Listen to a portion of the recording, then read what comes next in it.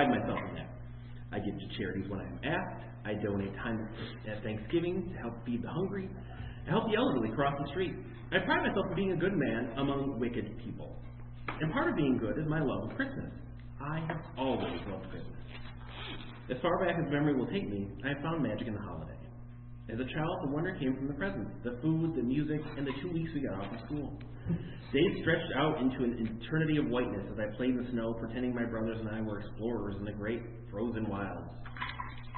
When I grew older, it was what the holiday had meant to me as a boy that stuck with me, that nostalgia.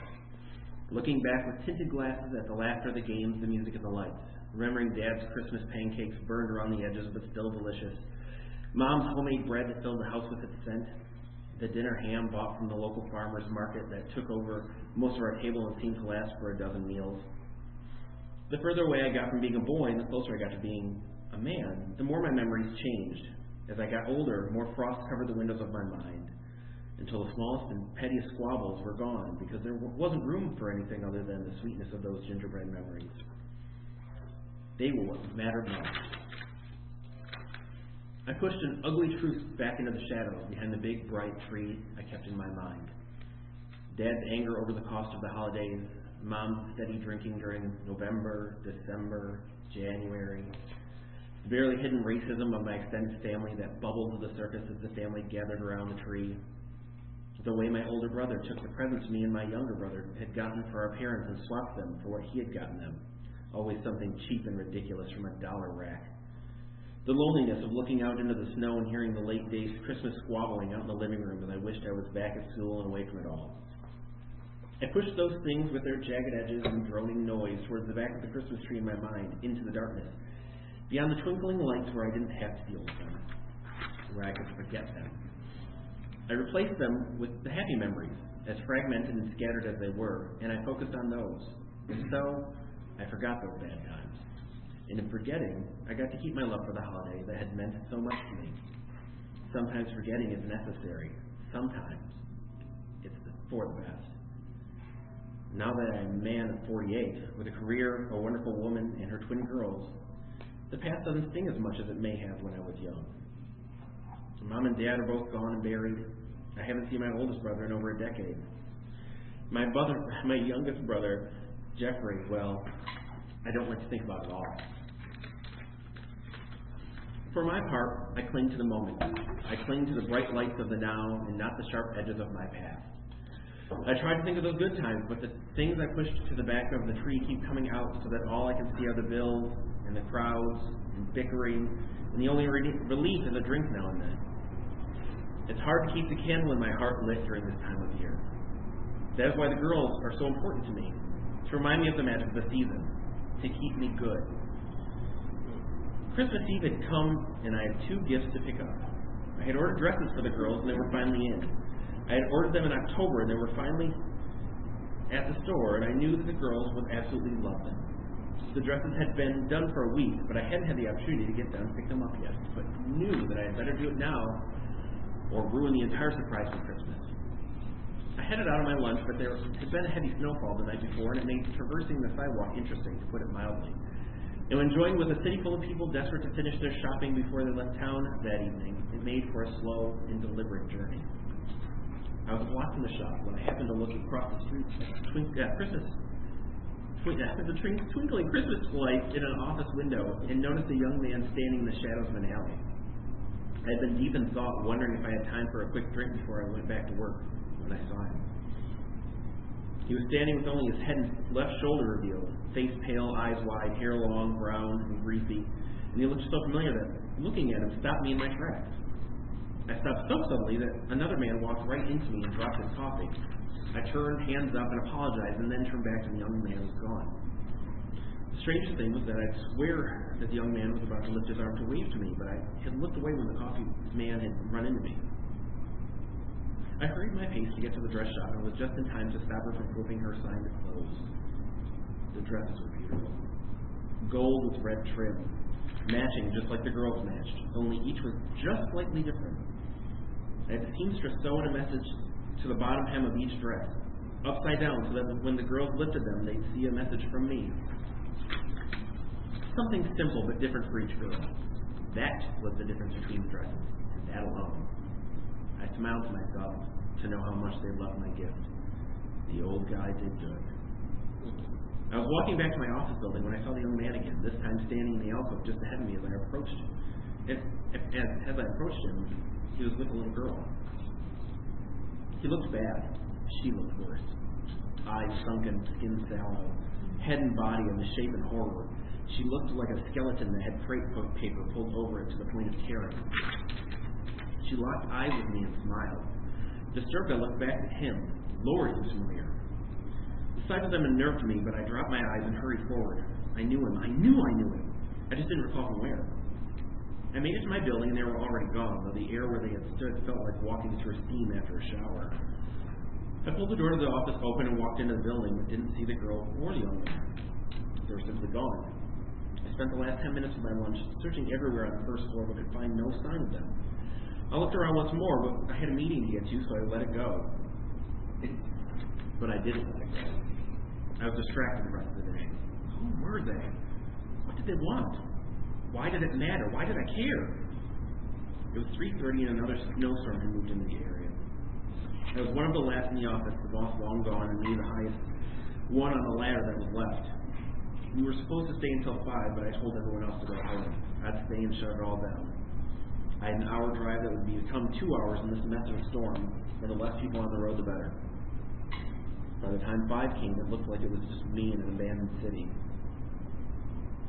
I stopped working at 4:30 and just stood in the boss's office and stared out of the way.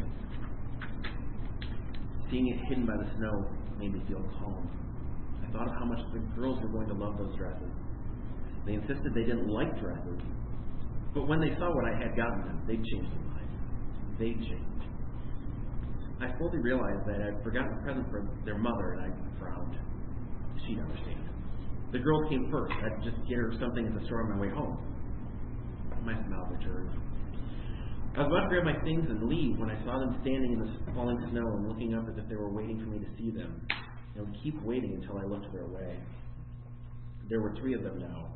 The young man, the girl, and now an old woman wearing a thin dress with a Christmas tree on it and a long pattern across the middle, bent over with her hand on the shoulder of the little girl.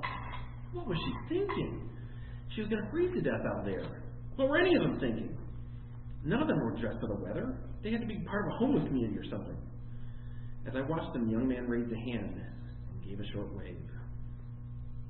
Turning from the window, I hurried back to my cubicle and grabbed my coat and pulled it on and rushed for the elevator.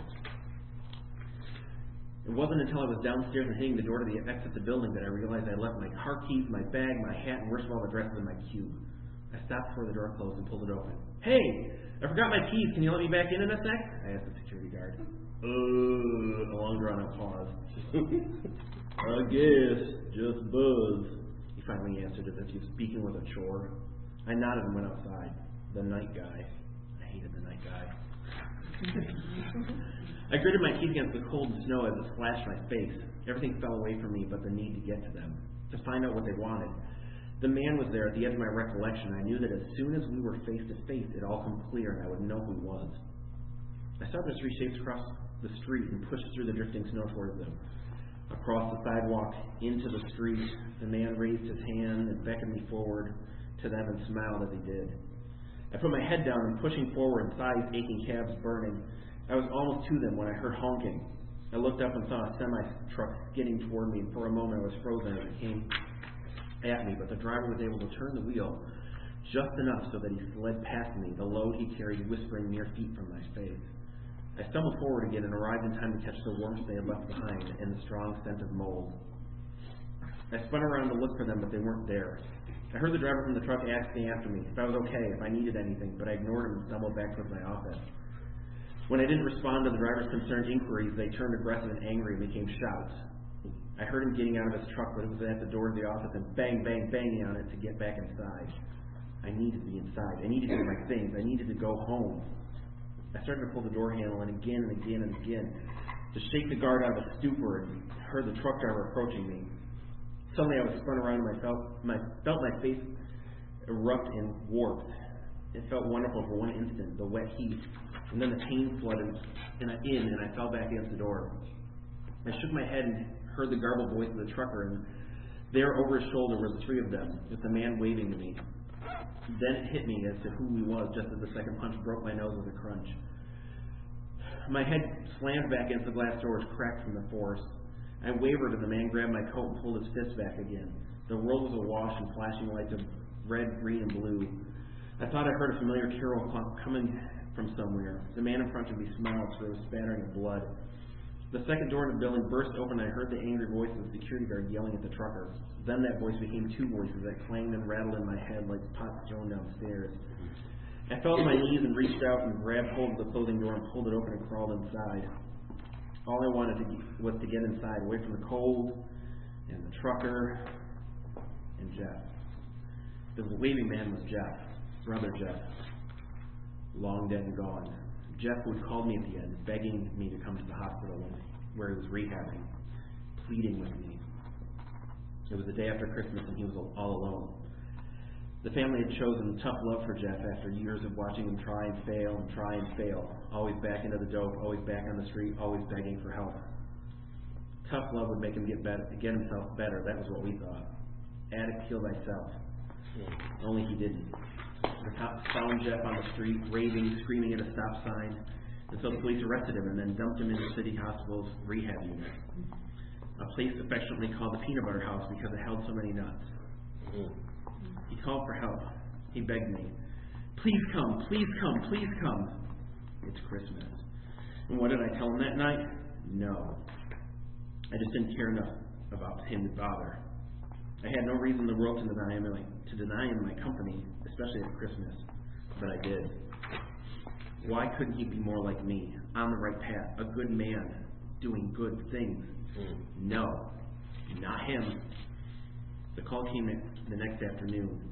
I was still hungover and grabbed the phone clumsily and was rude when I answered. It was the hospital with some horrible news.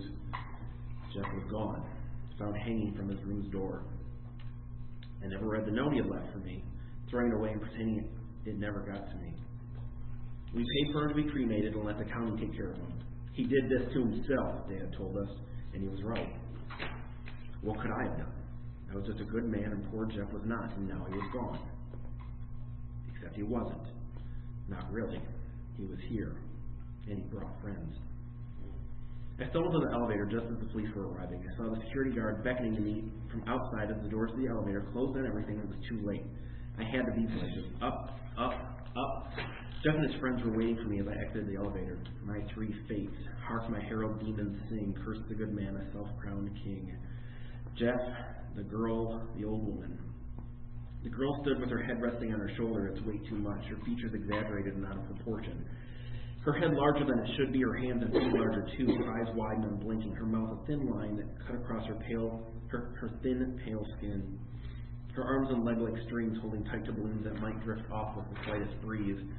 She was holding hands with Jeff, who was smiling at me. The girl smiled too. We all like to be recognized. She would be 11 now, had she lived. I had been seeing a woman for 3 months after meeting her at a friend's Christmas party. That's how it started. 3 months of fun, booze, and laughter. We were having the time of our lives until the day she told me she was pregnant. Then the fun ended. I was furious. How dare she do this to me? She told me in a corner booth at the bar we always went to, a shared bottle of wine between us, and her crying as people craned their heads to look. I pulled out my wallet and asked her how much it would take to make it go away. I had just gotten a foothold in the company, was on my way up, as long as I kept on the straight and narrow, and the last thing I needed was to have a baby with a stranger to bring me crashing back down to earth. But, I insisted. I threatened. I was a good man, and I wouldn't let her ruin me this way. Finally, she agreed. Shoulders fallen, head down, most of the bottle of wine gone just from her, and she agreed.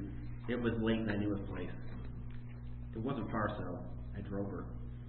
I went into the clinic with her and waited until they told me it was done, and then I left and never saw her again. She could catch a cab home. I fell back against the wall and slid past them, with 2 smiling faces and then the frowning third. Jeff with the wide, bright burn around his throat, the girl with her toothless smile and large, expressionless eyes, and the old woman who glared at me as I slowly made my stumbling way back to my cubicle. I couldn't breathe out my nose, so I sucked down air with my mouth and gulped. I was a mess of blood and had left a trail behind me. I made it to my cube and scooped up my keys, my hat, my bag, and the bag with the dresses. I leaned against the desk to catch my breath. I took a deep breath and closed my eyes. I opened my eyes and looked at the white box the dresses were inside. Turned red, redder. As the blood from my hands soaked it, the dresses, my beautiful dresses. The world wavered in and out. I turned and saw the three of them close enough to touch, the heat from them making me sweat, and now the woman was smiling because I knew who she was too, who she had to be. I had been hurrying home. The twins were young then, maybe 4. Me and their mother hadn't been together long, but I knew she was the one. She had to be, flaws and all, and I was perfect for her. We both knew that. I had been with a work friend at the bar that night to celebrate his holiday raise. He had left an hour earlier to get home for Christmas Eve dinner, and I stayed to talk to the bartender. When I looked up at the clock, I froze when I saw it was midnight and I had been due home at 9. I hadn't even gotten my girlfriend and her daughters any gifts. I had to find a store quick. Panicked, I paid my tab and stumbled out to my car, the bartender insisting I take a cab, but I was fine. I was fine. I had driven when I was tipsy plenty of times, and it was no big deal. People made it out as if it was impossible, and it wasn't. You just drove more cautiously, that was all. I was almost to the store when I saw the car on the side of the road, its emergency blinker slowly blinking, and an old woman holding a newspaper over her head, standing beside it. It had been snowing for an hour now, and she didn't have a coat on. She waved to me. We locked eyes for a minute, and I forgot to turn the wheel for 1 second, but I swear I turned the wheel in time to miss her. It was the wet pavement, not me. The wet pavement made my car skid sideways a little, and then I felt a crunch, and when I hit the gas, I saw the woman in the car slide backwards down an embankment and out of sight. She was fine, though. I scared her, that was all. Scared us both. She'd be cold and scared and probably a little angry, but she'd be able to amble back up that embankment and flag someone down with no problem. Who just let an old lady in a dress stand in the snow like that? Not anyone good. I left the car in the garage after that and got rides to work until things calmed down. Car's got something wrong, I said. Saves money to carpool. Then the headline. Retired teacher dies in ditch after hit and run. I was a good man and I didn't deserve to have my life ruined by an accident. One tiny mistake. Like what had happened in high school. An honest mistake. And now here she was after all those years, my herald. Smiling at me with her left hand on the nameless little girl's shoulder and bent over as blood poured and poured and poured from her abdomen where I had nearly cut her in half. I stood and dropped my head for a moment and closed my eyes again. I felt their heat as I watched, and I wondered what would happen if I just let their warmth embrace me completely. But I didn't have time for that. In a moment I was up and stumbling for the back elevator. I didn't have time for their guilt. I knew that security and the cops were probably on their way up to question me, and I wanted none of it. It was almost Christmas. I had to get home. I closed my eyes and hurried past them and felt their sticky heat clawing at me. Stumbling, bloody hands thrust outward against the wall to steady myself as I tried to hold tight to my things. Down fell my hat. Down fell my bag. Down fell my keys. All I had left were my dresses. I'd never let them go. My whole body ached and I was pushing myself as hard as I could. I heard the three of them start humming an old Christmas song. Something Mom would sing from the kitchen as she cooked, something Dad would join her in singing halfway through. I heard and smiled even as the tears came and mixed with the dry blood on my face. Why can't they just leave me alone? I heard the elevator open but was already at the door to the stairs and took them 2 at a time. Down, down, down, hurrying. The heat from the 3 of them followed me, engulfed me. Their song filled the stairwell and echoed in my head. Hark my herald demons sing, glory to the self-crowned king. I glanced back and up and saw them standing at the top, all 3 with their hands up and waving to me.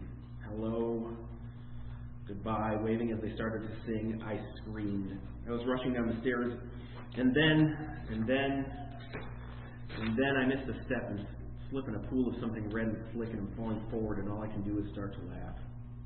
I laughed as I hit my thigh, my arm, my side. I laughed as my leg snapped, as my wrist shattered, and as my head smashed into the steps and down, down, down. It didn't seem as if I'd ever stop falling down those steps. I suppose it was always going to be this way. I was a good man, and good men got what they deserved. I suppose someone will find me sooner or later. lying at the bottom of the stairs with my head, a shattered ornament twisted around so I can see them when the police arrive. The bloody dresses spread beneath me like angels' wings. Whoever comes won't find me. No, it'll just be my body abandoned so I can travel light. I'll be with my old friends, my 3 heralds, holding hands, singing, smiling in the dark, finally together for Christmas. Exactly what a good man deserves.